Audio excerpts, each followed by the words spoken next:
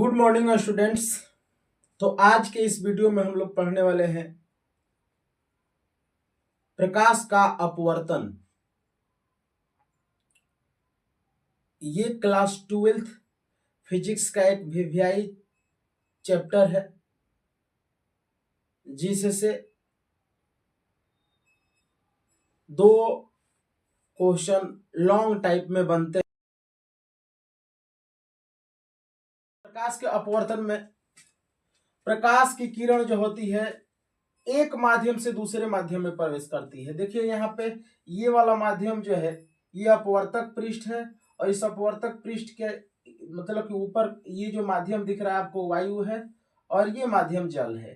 तो जब प्रकाश किरण वायु से जल में जा रही है, जब प्रकाश किरण वायु से जल में जाती है तो वो अभिलंब की तरफ मुड़ जाती है। देखिए इसमें दिखाया गया है जब ये किरण विरल माध्यम से सघन माध्यम में प्रवेश कर रही है तो उसका रियल पथ ये है जो डॉट से दिखाए हैं हम।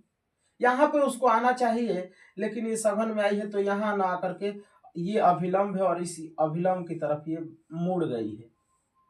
और एक स्थिति यहाँ पे देखिए स्टूडेंट कि जब प्रकाश किरण जल से वायु में आई है यानी कि सघन माध्यम से जब विरल माध्यम में प्रवेश की है तो इसको ये जो किरण है इसका वास्तविक पथ ये डॉटेड लाइन है, यहाँ पे इसको आना चाहिए था लेकिन ये लाइट जो है इस डॉटेड लाइन से आगे भाग गई है तो ये अभिलंब से दूर भाग गई है।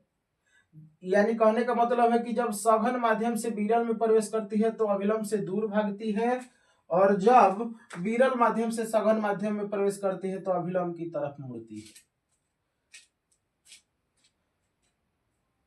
इसे एक और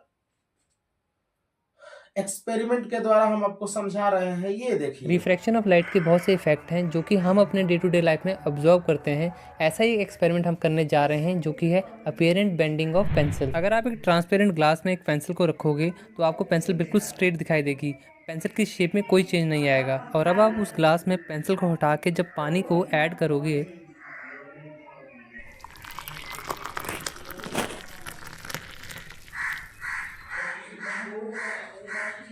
वाटर को ऐड करने के बाद जब उसी ग्लास में आप पेंसिल को रखोगे तो पेंसिल आपको कुछ इस तरह नज़र आएगी।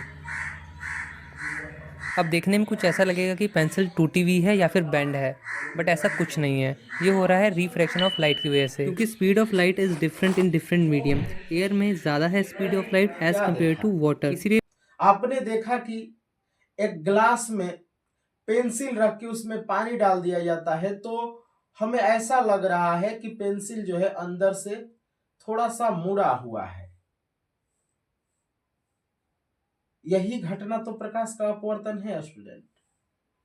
आई होप कि आपको ये समझ में आया होगा। तो चलिए अब हम लोग इसकी परिभाषा लिखते हैं। आप लोग हेडिंग लगा लीजिए प्रकाश का अपवर्तन। प्रकाश का अपवर्तन तो लिखिए स्टूडेंट इसमें जब कोई प्रकाश किरण एक माध्यम से दूसरे माध्यम में प्रवेश करती है, जब कोई प्रकाश किरण एक माध्यम से दूसरे माध्यम में प्रवेश करती है तो वह अपना रास्ता भटक जाती है। इसी घटना को प्रकाश का अपवर्तन कहते हैं। इसी घटना को प्रकाश का अपवर्तन कहते हैं। यानी कि ये प्रकाश किरण जब कोई प्रकाश किरण एक माध्यम से दूसरे माध्यम में प्रवेश कर रही है तो अपना रास्ता भटक गई है। उसका रास्ता ये है, वो इधर आ गई है। उसका रास्ता ये वाला है लेकिन वो उधर चली गई है।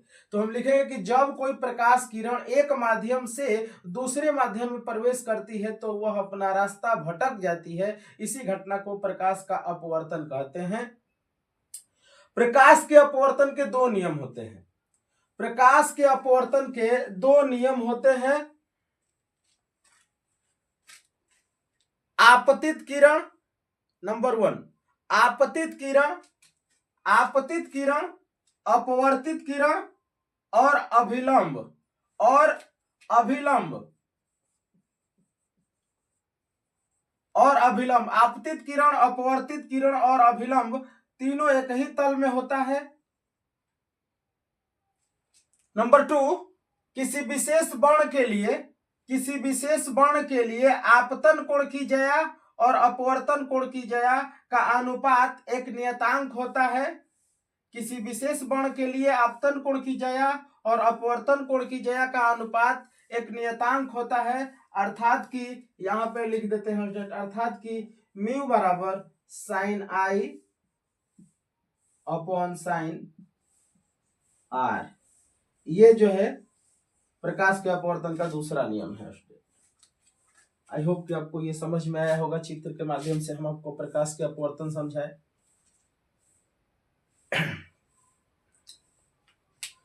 इसमें नोट में लिखिए स्टूडेंट कि आखिर ये अपवर्तन हो क्यों रहा है। तो आप नोट में लिखिए इसका क्या कारण है। नोट 1, प्रकाश के अपवर्तन का मुख्य कारण है भिन्न भिन्न माध्यमों में प्रकाश की चाल का भिन्न भिन्न होना। प्रकाश के अपवर्तन का मुख्य कारण है भिन्न भिन्न माध्यमों में प्रकाश की चाल का भिन्न भिन्न होना।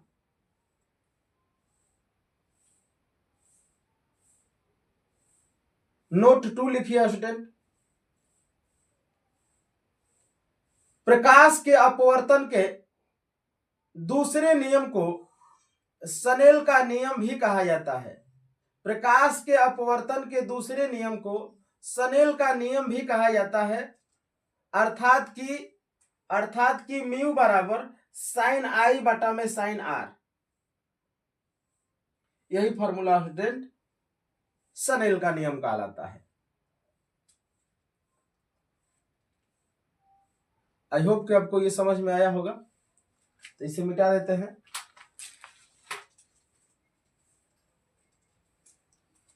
अब हम लोग एरो देके लिखिए स्टूडेंट, एक एरो दे दीजिए और एरो देके आप लोग लिखिए। ध्यान दीजिए इधर, इसमें हमें ये लिखना है, एक एरो देके आप लोग लिखेंगे कि जब प्रकाश किरण विरल माध्यम से सघन माध्यम में प्रवेश करती है, जब प्रकाश किरण विरल माध्यम से सघन माध्यम में प्रवेश करती है तो वह अभिलंब की तरफ मुड़ जाती है, तो वह अभिलंब की तरफ मुड़ जाती है। नोट कीजिए, इसको नोट कीजिए कि जब प्रकाश किरण विरल माध्यम से सघन माध्यम में प्रवेश करती है तो वह अभिलंब की तरफ मुड़ जाती है। एक एरो और दे दीजिए स्टूडेंट, एक एरो और दे दीजिए और इसमें लिखिए कि जब प्रकाश किरण सघन माध्यम से विरल माध्यम में प्रवेश करती है, जब प्रकाश किरण सघन माध्यम से विरल माध्यम में प्रवेश करती है तो वह अभिलंब से दूर भाग जाती है, तो वह अभिलंब से दूर भाग जाती है। हो गया स्टूडेंट, इस पॉइंट को नोट कर लिए। अब हम बात करते हैं स्टूडेंट कि माध्यम निम्न दो प्रकार के होते हैं। माध्यम निम्न दो प्रकार के होते हैं। नंबर 1, विरल माध्यम। विरल माध्यम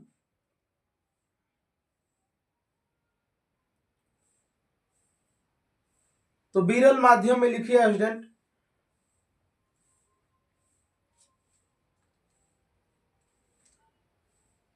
जिस माध्यम में प्रकाश की चाल अधिक हो विरल माध्यम कहलाता है। जिस माध्यम में प्रकाश की चाल अधिक हो विरल माध्यम कहलाता है।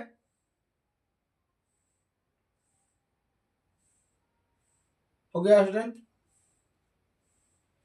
तो यहां चित्र में ध्यान दीजिए स्टूडेंट कि ये रहा वायु और ये रहा जल।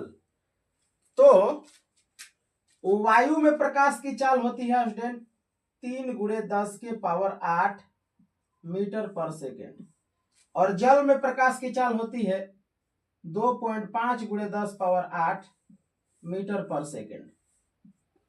तो जिसमें प्रकाश की चाल अधिक होती है वो विरल माध्यम कहलाता है। तो देखिए वायु में प्रकाश की चाल 3×10⁸ है, जल में 2.5×10⁸ है, तो इससे ये अधिक है, तो ये हो जाएगा आपका विरल माध्यम।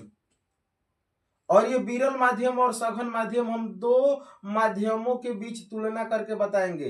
प्रत्येक स्थिति में ये विरल माध्यम नहीं हो सकता और ये सघन माध्यम नहीं हो सकता।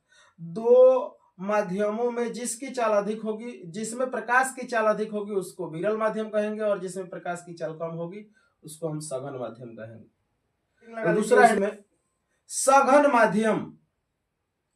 सघन माध्यम, इसमें नोट कीजिए स्टूडेंट कि जिस माध्यम में प्रकाश की चाल कम हो, जिस माध्यम में प्रकाश की चाल कम हो उसे सघन माध्यम कहते हैं। जैसे जल के अपेक्षा वायु, जैसे जल के अपेक्षा वायु, जल में लाइट का स्पीड जो है 2.5 × 10⁸ है और वायु में 3 × 10⁸ है, यानी कि इसमें कम है तो ये सघन माध्यम हो जाएगा जल, और वायु जो है विरल माध्यम हो जाएगा। आई होप कि आपको ये समझ में आया होगा। चलिए स्टूडेंट अगला हेडिंग लगाया जाए, इसे मिटा देते हैं।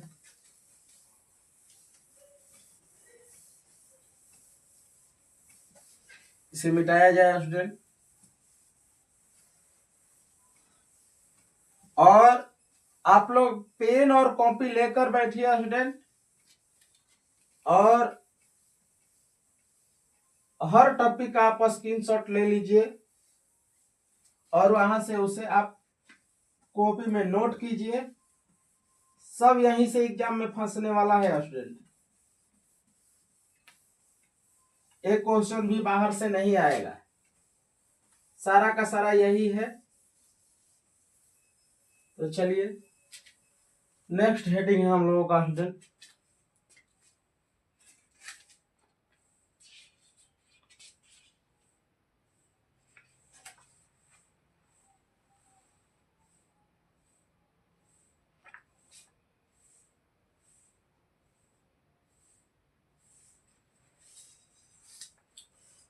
तो नेक्स्ट हेडिंग लगा लीजिए स्टूडेंट, हेडिंग लगाइए प्रकाश के उत्कर्मणीयता का सिद्धांत। प्रकाश के उत्कर्मणीयता, प्रकाश के उत्कर्मणीयता, प्रकाश के उत्कर्मणीयता। तो इधर ध्यान दीजिए स्टूडेंट, एक फिगर बनाते हैं।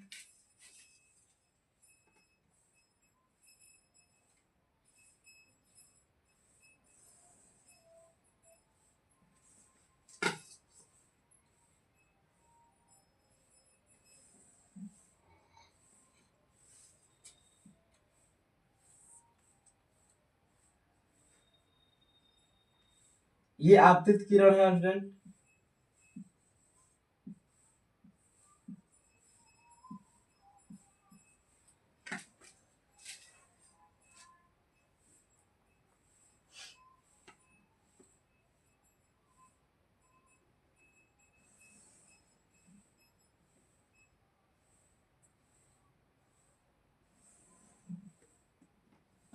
लाइट का जो रियल पथ है स्टूडेंट ये है, इसको आना चाहिए इस पे, लेकिन ये बैंड हो गई है इधर।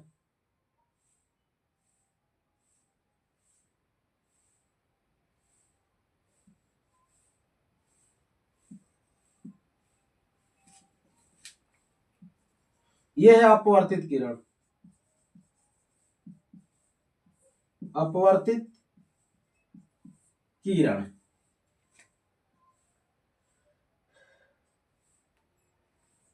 ये रहा विरल माध्यम, ये रहा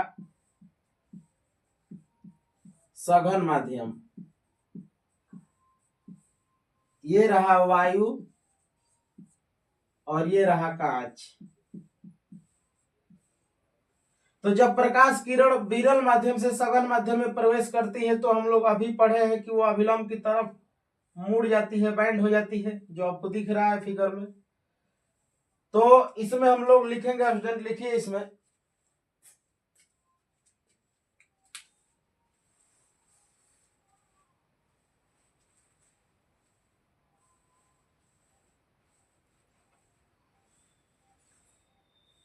बोले स्टूडेंट, लिखिए जब प्रकाश किरण एक माध्यम से दूसरे माध्यम में प्रवेश करती है, जब प्रकाश किरण एक माध्यम से दूसरे माध्यम में प्रवेश करती है और प्रकाश किरणों के दिशा को उलट दिया जाए, जब प्रकाश किरण एक माध्यम से दूसरे माध्यम में प्रवेश करती है और प्रकाश किरणों के दिशा को उलट दिया जाए तो प्रकाश किरणें जिस रास्ते से आई थी उसी रास्ते पर पुनः वापस लौट जाएगी। इस घटना को प्रकाश की उत्कर्मणीयता कहते हैं। इस घटना को प्रकाश की उत्कर्मणीयता कहते हैं। फिर से एक बार समझते हैं स्टूडेंट कि जब प्रकाश की किरणें एक माध्यम से दूसरे माध्यम में प्रवेश करती है, जब प्रकाश की किरणें एक माध्यम से दूसरे माध्यम में प्रवेश करती है और प्रकाश किरणों के दिशा को उलट दिया जाए तो प्रकाश किरणें जिस रास्ते से आई थी पुनः उसी रास्ते पर वापस लौट जाएगी। इस घटना को प्रकाश की उत्कर्मणीयता कहते हैं। अब आगे ध्यान दीजिए स्टूडेंट,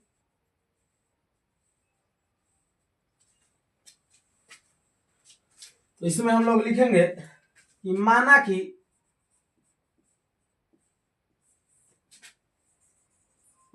कि कोई प्रकाश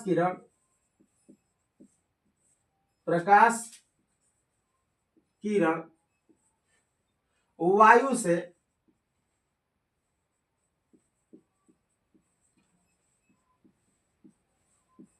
कांच वाले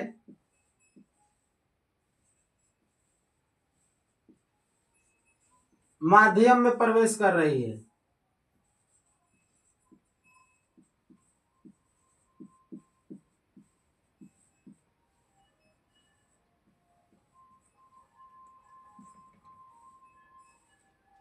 तो वायु से कांच में प्रवेश कर रही है, तो ये देखिए स्टूडेंट, वायु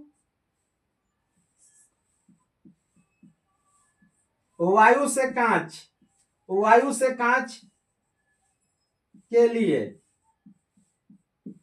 कांच के लिए स्टूडेंट लिखेंगे इसको ए म्यू जी, यानी कि इसका मतलब हो कि प्रकाश की किरण एयर से ग्लास में पहुंच रही है, तो अपवर्तनांक हो जाएगा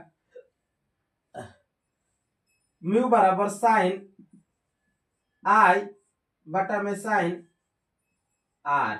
समीकरण 1 इसको नाम दिया स्टूडेंट। क्या नाम दिया इसको? समीकरण 1। अब इसमें देखिए उत्कर्मणीयता के सिद्धांत से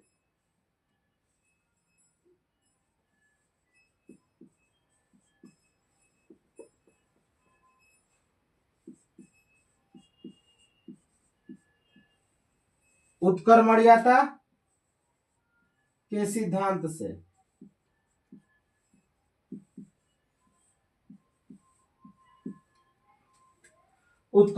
के सिद्धांत से या प्रकाश की उत्कर्मणीयता के सिद्धांत से स्टूडेंट हम लोग परिभाषा में पढ़े कि जिस रास्ते से प्रकाश की किरण आई थी उसी रास्ते पे वापस लौट जाती है। जब दिशा को उलट देंगे तो दिशा को उलट दिए जी म्यू ए, पहले आई थी हवा से कांच में, अब कांच से हवा में जाएगी तो इसका दिशा उलट जाएगा स्टूडेंट। तो अब इसमें हम लिखेंगे साइन आर अपॉन साइन आई, इसको हम उलट दिए हैं स्टूडेंट, परिभाषा कह रहा है वैसे।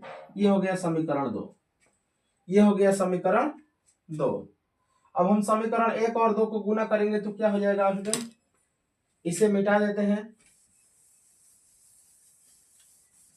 समीकरण 1 और 2 को गुना करेंगे तो